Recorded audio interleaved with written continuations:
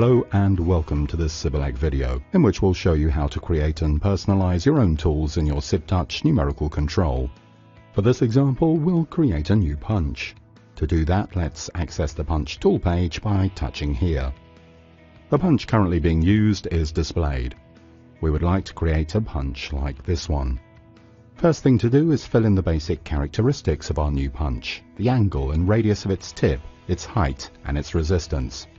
To do that, we simply need to touch the desired characteristic and change its value. So the height of our new punch is 160 mm, its radius is 2 mm, and its resistance is 175 tons per meter. On this first page, we can also define the mounting direction of our tool and whether it can withstand bottoming or not. Next, we can press this button to access this page. Here we will define the type and all the dimensions of our tool. First, the type of punch: straight, normal, or gooseneck. Ours is normal. The illustration on the right shows the tool resulting from the given dimension. As those dimensions remain from the previous tool, it can sometimes be a bit difficult to see which dimension goes where.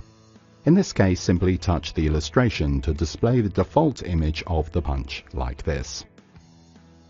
Let's now enter the new values. They are either given by the manufacturer or directly measured on the tool. Please note that these dimensions are identical to those used on all of Cybelec's numerical controls. If your workshop uses other Cybelec NCs, you can simply copy the dimensions found in PC 1200 or PC Mod EVA.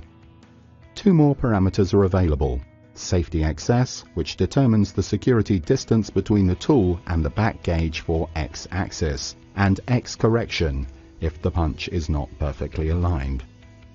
Our tool is now defined. You only need to save it to be able to use it. This is done by touching the tool name and selecting Save Punch As. Cybelec recommends using specific names for the tools in order to be able to identify them simply by their name.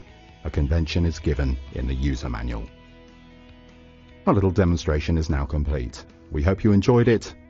Thank you for watching.